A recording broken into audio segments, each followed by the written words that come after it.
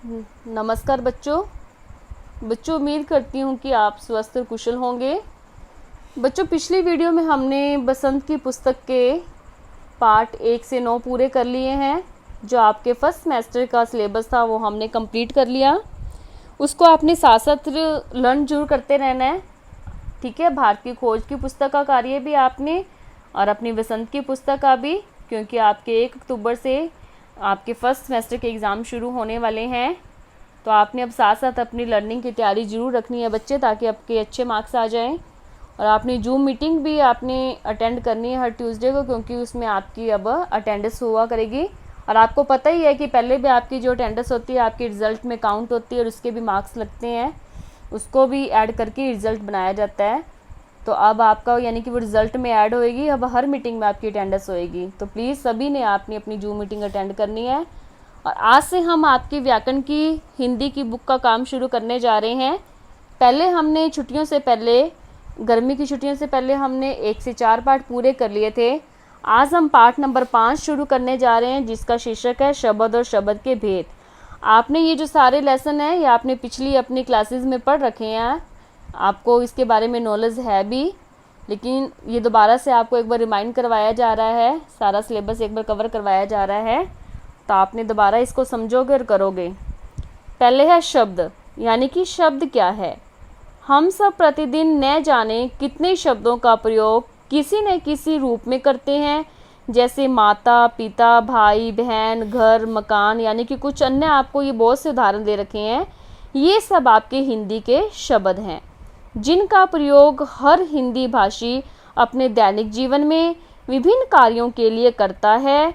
आप लोग देख सकते हैं कि ये सभी शब्द अलग अलग ध्वनियों से मिलकर बने हैं। उदाहरण के लिए किताब शब्द की रचना, जैसे कि देखो की के टुकड़े होंगे क प्लस में छोटी ई, और ता के टुकड़े हैं त प्लस में आ, और बै के टुकड़े आपके बै प्लस में ए। ध्वनियों के मेल से हुई है, अतः यह कहा जा सकता है कि शब्द की रचना विभिन्न ध्वनियों के मेल से होती है।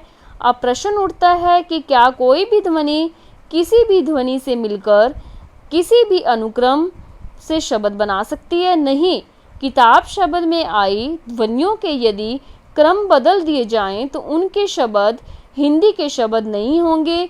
जैसे कि आपको देखो कातिब, तिकाब, बिताग। अब क्या है, इनके ये देखो टुकड़े भी दे रखे हैं आपको। अब इनका कोई अर्थ नहीं निकल रहा और ना ये क्रम से लगा हुआ है। अर्थात कातिब, किताब, तिकाब, बिताग आदि सभी रचनाएं यद्यपि समान ध्वनियों से मिलकर बनी हैं, फिर भी ये शब्द नहीं कही जा सकती, क्योंकि ये निरर्थक शब्द है, इनका कोई अर्थ ही नहीं निकलता। शब्द के लिए अर्थवान होना अनिवार्य है, यानी कि ध्वनियों का ऐसा मेल जिसका कोई निश्चित अर्थ होता है वही शब्द कहलाता है। यानी कि कोई ना कोई उसका अर्थ होना चाहिए, जिसका अर्थ नहीं होते वो निरर्थक शब्द होते हैं, और जिसका कोई अर्थ निकलता है वो आपके क्या होते हैं, सार्थक शब्द होते हैं। ठीक है। शब्द भाषा की अर्थवान या सार्थक इकाई है। शब्द के बारे में एक बात और ध्यान रखनी चाहिए कि शब्द की सत्ता वाक्य से बाहर होती है। वाक्य से बाहर की इकाई होने के कारण शब्द एक स्वतंत्र इकाई है। वाक्य में प्रयुक्त होने के बाद ही शब्द वाक्य के नियमों में बन जाता है और उसकी स्वतंत्रता समाप्त हो जाती है। वाक्य से बाहर की इकाई होने के कारण शब्द का प्रयोग स्वतंत्र रूप से किसी भी रूप में किया जा सकता है। अतः ध्यान रखिए कि शब्द भाषा की स्वतंत्र इकाई है। इस प्रकार आपने देखा कि शब्द की मुख्य रूप से 3 विशेषताएं होती हैं। क्या है शब्द की विशेषताएं? नंबर 1, शब्द की रचना ध्वनियों के मेल से होती है। नंबर 2, शब्द भाषा की सार्थक इकाई है। नंबर 3, यह शब्द भाषा की स्वतंत्र इकाई है। अब हम शब्द के कुछ भेदों के बारे में पढ़ेंगे। हर भाषा का अपना शब्द भंडार होता है, जिसमें तरह तरह के शब्द होते हैं। अध्ययन की दृष्टि से इन शब्दों को अलग अलग धारों पर अलग अलग वर्गों में बांट दिया जाता है, और इसी प्रकार शब्दों के वर्गीकरण के भी कुछ प्रमुख आधार हैं। शब्दों का वर्गीकरण किस आधार पर किया जाता है? स्रोत या उत्पत्ति के आधार पर, रचना के आधार पर, प्रयोग के आधार पर, शब्द विकार के आधार पर और अर्थ आधार पर। अब पहले हम पढ़ेंगे स्रोत या उत्पत्ति के आधार पर। क्या आप बता सकते हैं कि गंगा नदी का स्रोत कहाँ है? गंगा का स्रोत वह स्थान है जहाँ से गंगा नदी निकलती है, अर्थात गंगोत्री। ये आपको गंगा नदी पिक्चर में दिखा रखी है, ठीक है। इसी तरह से शब्दों का भी स्रोत हो सकता है। शब्दों के स्रोत से तात्पर्य है शब्दों की वह मूल भाषा जिससे निकलकर शब्द किसी अन्य भाषा में आए हैं। आप जानते ही हैं हिंदी में बहुत से शब्द संस्कृत से आए हैं और बहुत से अरबी फारसी से और तुर्की अंग्रेजी से, कुछ विदेशी भाषाओं से आए हैं, कुछ हिंदी बोलियों से आए हैं। जिस तरह से जो शब्द मूल भाषा से आता है उसी मूल भाषा को उस शब्द का स्रोत समझना चाहिए। स्रोत के आधार पर हिंदी शब्दों के निम्नलिखित भेद हैं। पहला है तत्सम शब्द। अब देखेंगे तत्सम शब्द क्या है। तत्सम शब्द दो शब्दों से मिलकर बना है, तत् और सम से। तत् का अर्थ है उसके और सम का अर्थ है समान। इस तरह तत्सम शब्द का अर्थ हुआ उसके समान, अर्थात संस्कृत के समान। हिंदी के वे शब्द जो स्रोत भाषा संस्कृत से हिंदी में आए हैं तथा आज भी उनका स्वरूप संस्कृत के समान ही बना हुआ है, तत्सम शब्द कहलाते हैं। जैसे है ग्रंथ, मृग, करम, प्रेम, पुण्य, पुण्य, सिंह, सरप, विद्युत। ये सारे आपको क्या है तत्सम भाषा के उदाहरण दे रखे हैं। अब है तद्भव शब्द। तद्भव शब्द का अर्थ है उससे हुए या उससे विकसित हुए। ये शब्द वे शब्द हैं जो संस्कृत के शब्दों यानी तत्सम शब्दों से विकसित हुए हैं। इनके रूप में थोड़ा बहुत परिवर्तन अवश्य हो गया है, पर हम इन शब्दों का विकास दिखाते हुए इनके मूल शब्दों तक पहुंच सकते हैं। जैसे कि तद्भव शब्द हैं दांत, सांप, रात, हाथ, पत्ता, आम, बहू, ठीक है। और इनके क्या है संस्कृत में यानी कि तद्भव शब्द क्या है, दंत का दांत होता है, सरप है, रात्रि है, रात, हस्त का हाथ, पत्र का पत्ता, आमर का आम और वधु का बहू। इसी तरह इधर ये दूध, मौत, सो ये आपके क्या है तद्भव शब्द हैं और इधर दुग्ध, मृत्यु, शतम ये आपके क्या हैं तत्सम शब्द हैं। आगे है आपका देशज या विदेशी शब्द। क्या होते हैं? ये हिंदी के वे शब्द हैं जो ग्रामीण अंचल के प्रभाव से विकसित हुए हैं या हिंदी की बोलियों से आ गए हैं, मीन्स यानी कि जो आम बोलचाल की भाषा में यूज़ होते हैं। इन शब्दों का स्रोत संस्कृत में नहीं मिलता, जैसे कि झाड़ू, लोटा, गाड़ी, चस्का, अटकल, झटपट, पगड़ी, जूता, पेट, सिलावट, झंझट, पैसा, ये सारे कुछ अन्य उदाहरण आपको दे रखे हैं या आपने स्वयं भी पढ़ने हैं। आगे है आपका विदेशी या आगत शब्द। जो शब्द अरबी, फारसी, तुर्की, अंग्रेजी आदि भाषाओं से हिंदी में आए हैं वे शब्द विदेशी या आगत शब्द कहलाते हैं। जैसे अरबी फारसी से आए शब्द हैं अदालत, चाकू, कैंची, पर्दा, कागज़, जिला, पनीर, ये कुछ अन्य उदाहरण आपको दे रखे हैं, आपने स्वयं पढ़ने हैं इसको। अंग्रेजी से आए शब्द हैं जैसे कि डॉक्टर है, centre, road, glass, radio, telephone, school, pastry, bank, cap, degree, chocolate, station, ये कुछ और अन्य उदाहरण दे रखे हैं आपको। फिर दूसरा है आपका रचना के आधार पर शब्द भेद। निम्नलिखित शब्दों की रचना पर ध्यान दीजिए, जैसे कि वर्ग 1, वर्ग 2, जैसे बच्चा, बचपन, ईमान, बेईमान, सुंदर, सुंदरता और आदर, अनादर। वर्ग 1 के शब्द मूल शब्द हैं और वर्ग 2 के शब्द मूल शब्दों में उपसर्ग या प्रत्यय जोड़कर बनाए गए हैं। ये देखो जैसे बचपन में ये पन प्रत्यय लगा हुआ है, ईमान में बे उपसर्ग है, सुंदरता में आपका ता प्रत्यय है और अनादर में आपका क्या लिखा हुआ है, ये अन्न आपको यहाँ पे उपसर्ग लगा हुआ है। दोनों प्रकार के शब्दों की रचना में अंतर होने के कारण रचना के आधार पर हम शब्दों के दो भेद कर सकते हैं। एक है मूल शब्द, वे सरल शब्द जिनको अर्थवान स्वतंत्र खंडों में न बांटा जा सके मूल शब्द कहलाते हैं, जैसे घर, आम, चाय, मिठाई, केला, करेला, चावल, आटा, रोटी, कपड़ा, गाय और धोबी। इसी तरह मूल शब्द दो तरह के हो सकते हैं। कुछ मूल शब्द प्रयोग के स्तर पर किसी विशिष्ट अर्थ में रूढ़ हो जाते हैं। उदाहरण के लिए हिंदी में उल्लू शब्द का सामान्य अर्थ है रात के अंधेरे में निकलने वाला एक पक्षी, परंतु समाज में इसका अर्थ मूर्ख के अर्थ में रूढ़ हो गया। इसी तरह गाय एक दूध देने वाला पशु है, पर भारतीय समाज में इसका अर्थ सरल या सीधी के अर्थ में रूढ़ हो गया। जब हम कह सकते हैं कि वह लड़की तो गाय है, इस वाक्य का अर्थ होता है कि वह लड़की सीधी है।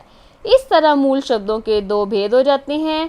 सामान्य मूल शब्द, इसमें समस्त मूल शब्द आते हैं जैसे मेज, कुर्सी, कलम, दवात आदि। रूढ़ मूल शब्द किसी विशिष्ट अर्थ में रूढ़ हो जाते हैं, जैसे गधा एक पशु है, उल्लू एक पक्षी है, अरुण लाल सूर्य, यानी किसी विशेष अर्थ के लिए यूज हो जाता है। ठीक है, ऐसे। आगे है यौगिक शब्द यानी कि संयुक्त शब्द।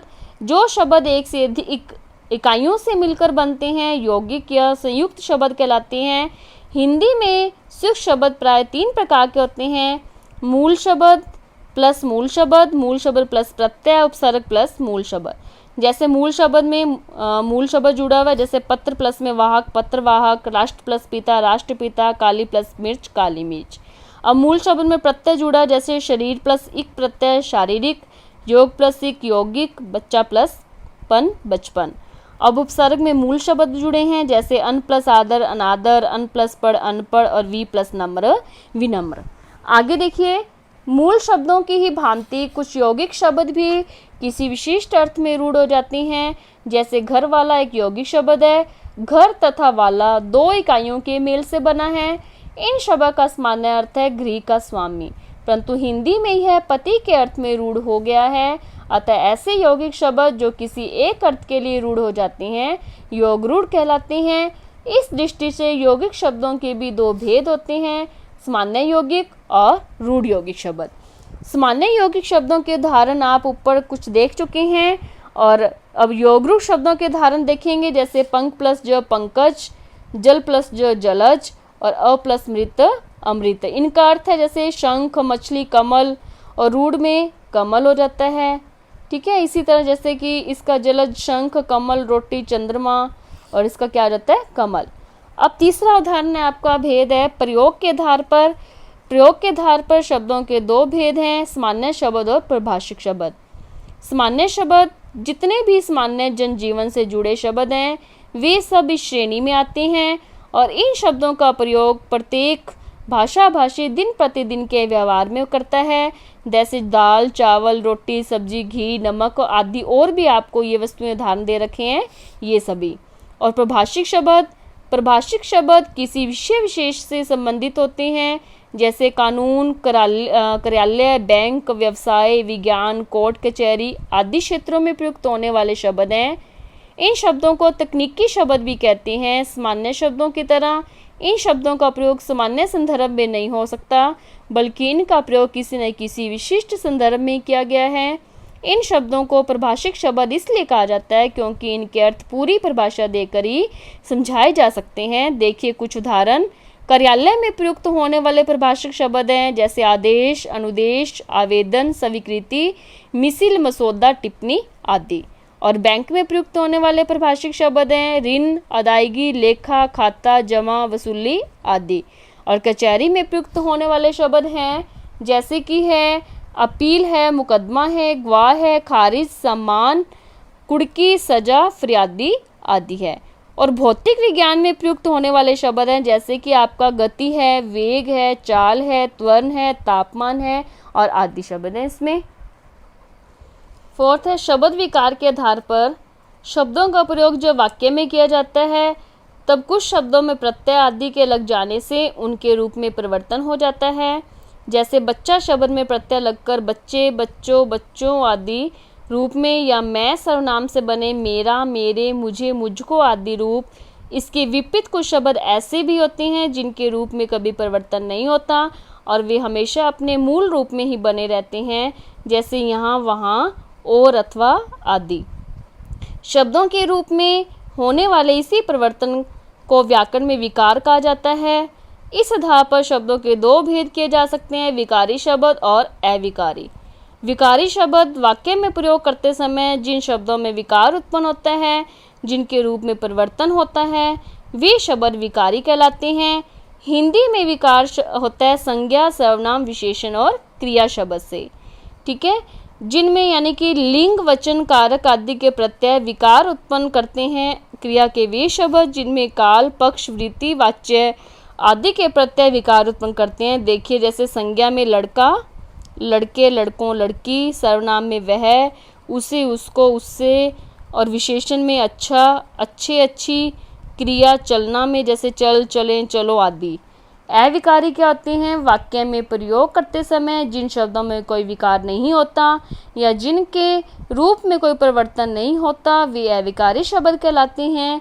अविकारी शब्द वर्ग में क्रिया विशेषण, संबंध बोधक, समुच्चय बोधक, विस्मयादि बोधक तथा निपात शब्द आते हैं। देखिए उदाहरण, क्रिया विशेषण में यहाँ, वहाँ, कहाँ, कल आदि। संबंध बोधक ने, से, को, में, पर, के, ऊपर, से, नीचे आदि। और समुच्चय बोधक में और, या, किंतु, परंतु, अथवा आदि। विस्मयादि बोधक में अरे, हाय, उफ, शाबाश आदि।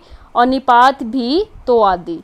अर्थ के आधार पर लास्ट पॉइंट है आपका कि शब्दों के निम्नलिखित भेद किए जाते हैं: एकार्थी, अनेकार्थी, पर्यायवाची या समानार्थी या विपरीतार्थक या विलोम शब्द। एकार्थी शब्द क्या होती हैं? जिन शब्दों का केवल एक ही अर्थ होता है एकार्थी शब्द कहे जाते हैं, जैसे भारत, अमेरिका, पुस्तक, लड़की, सोमवार, मंगलवार आदि। इस वर्ग में सभी व्यक्तिवाचक संज्ञा शब्द आते हैं। अनेकार्थी शब्द क्या होते हैं? जिन शब्दों के एक से अधिक अर्थ होते हैं वे अनेकार्थी कहलाते हैं। जैसे अर्थ है, इसको हम धन अभिप्राय कह सकते हैं। हार एक पराजय होता है, गले का हार होता है। मित्र होता है एक दोस्त और एक सूर्य। पर्यायवाची शब्द क्या हैं? ऐसे शब्द जिनका अर्थ लगभग समान होता है। पर्यायवाची शब्द या उनको हम समानार्थी शब्द भी कह सकते हैं। जैसे पानी है, जल, नीर, वारी, बादल, जलद, नीरद, वारिद, फूल, पुष्प, सुमन, कुसुम। विलोम शब्द क्या हैं? जो शब्द परस्पर विपरीत अर्थ का बोध कराते हैं, मीन्स उल्टे शब्दों का बोध कराते हैं, उसे हम विलोम शब्द कहते हैं। जैसे अंधकार, प्रकाश, गुण, अवगुण, ज्ञान, अज्ञान, शुभ, अशुभ, सफल, असफल आदि। ये देखो आज हमने यानी कि हमारा ये पार्ट 5 पूरा हो गया है। बच्चों ये आपको कुछ एक्सरसाइज इस लेसन की है वो आप खुद फाइंड आउट करोगे, ठीक है।